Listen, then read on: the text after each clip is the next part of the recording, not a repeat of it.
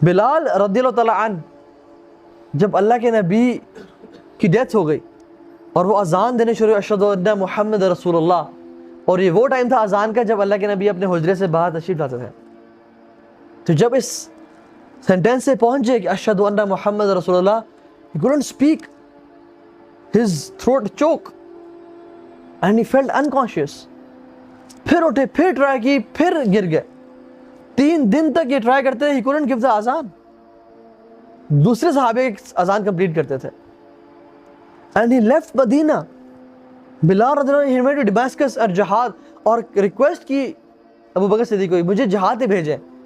I cannot live in مدینہ، کیونکہ ہر گلی ہر جگہ مجھے میرے محبوب کی یاد دلاتی ہے. He couldn't live in Medina. He left. اور جب ڈماسکس جہاد پہ چلے گئے لڑتے رہے تو اللہ کے نبی خواب میں آئے اور کہا کہ why such dryness یا بلال، اتنی دوری کیوں ہے بلال، ہمیں تو ملنے کیوں نہیں آتے. تو بلال رضی اللہ عنہ اسی ٹائم اٹھے اور اپنے گھوڑے کو لات ماری اور دوڑاتے دوڑاتے مدینہ آئے اور قبر پہ لیٹ گئے. اللہ کے نبی قبر کو حق کر کے لیٹ گئے کہ رسول اللہ I'm here to meet you. اور امام حسن اور حسین نے دیکھا بلال آ گئے تو ریکویسٹ کی کہ اے بلال آپ اذان دیں. تو اب اللہ کے نبی کے نواز سے ان کو ریجیکٹ نہیں کر سکتے، تو اٹھے اور چھت پہ چڑھے. تو جب یہ اذان کی آواز دینا اللہ اکبر اللہ اکبر، تو حدیث میں آتا ہے the Medina erupted with people. لوگ اپنے گھروں سے بھاگتے ہوئے باہر نکل آئے اور ان کو اللہ کے نبی کا دور یاد آ گیا کہ شاید اللہ کے نبی ابھی آ جائے اور نماز لیڈ کروائیں، کیونکہ بلال کی آذان سے اللہ کے نبی کے ساتھ یادیں تازہ تھیں ان کی. یہ 20 سال بعد بھی ان کے دلوں میں اللہ کے نبی کی محبت تازہ تھی اور جاگ رہی تھی. ہمیں تو 2-3 گھنٹے سب بھلا دیتے ہیں.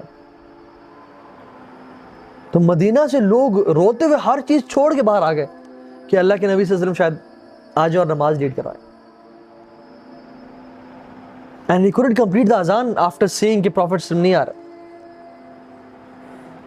اور پتہ ہے کیا، جب مسجد اقصی فتح کی گئی، عمر بن خطاب ہی لیفٹ مدینہ ٹورڈز مسجد اقصی، تو تمام صحابہ اکٹھے تھے وہاں پہ. ابو بکر بن جراح، طلحہ بن عبید اللہ، عمر بن خطاب، عبد الرحمن بن عوف، تمام بڑے بڑے صحابہ.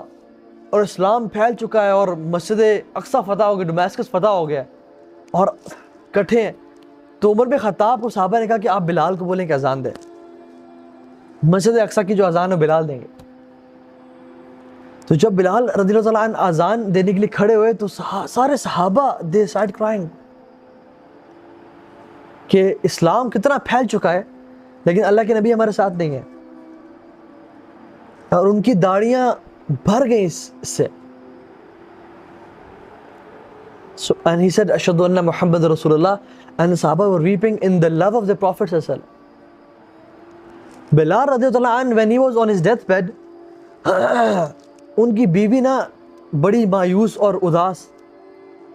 And she said واہ حزنا واہ حزنا, what a grief, what a sad day it is کہ میرا شوہر اس دنیا سے جا رہا ہے.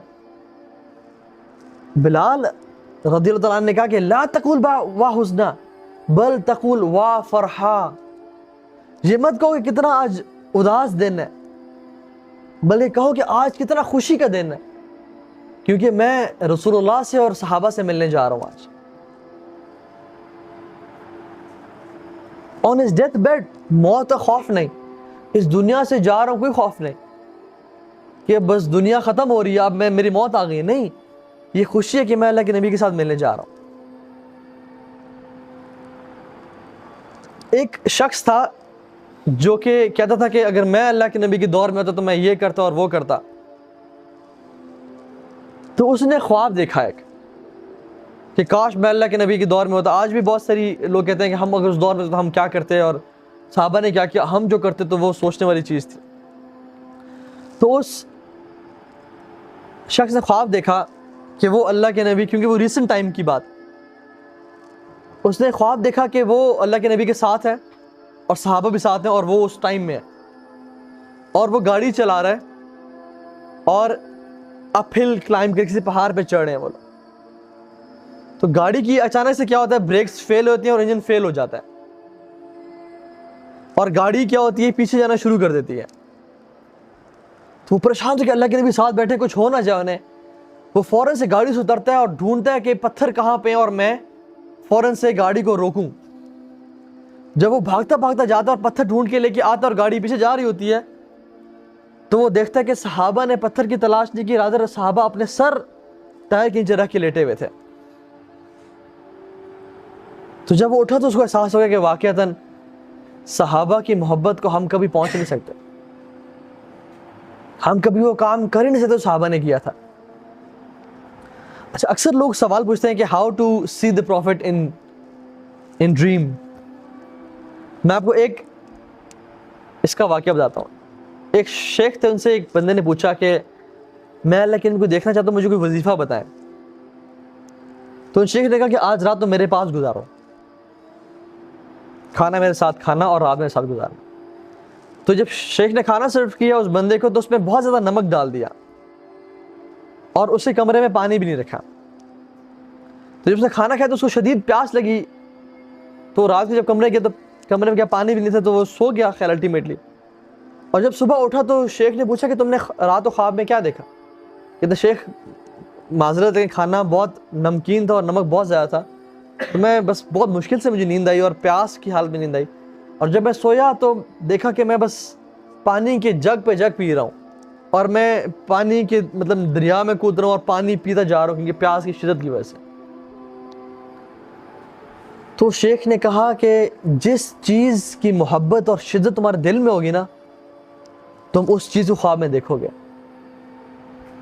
اپنے دل میں اللہ کے نبی کی محبت کی شدت پیدا کر لو, ان سے ملاقات کی شدت پیدا کر لو, اسلام کے بارے میں پڑھنا شروع ہو جاؤ, تمہیں کسی وظیفہ کی ضرورت نہیں ہے, تمہیں اللہ کے نبی خواب میں آ جائیں گے.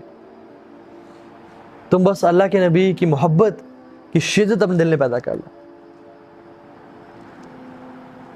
تو میں بھی اس چیز پہ ختم کرتا ہوں کہ ہم لوگ بھی نا, اگر ہم چاہتے ہیں کہ ہم اللہ کے نبی کو یا آپ اس دنیا میں دیکھیں یا آخرت میں ان کے ساتھ جا کے ملیں, تو ہمیں کیا کرنا چاہیے؟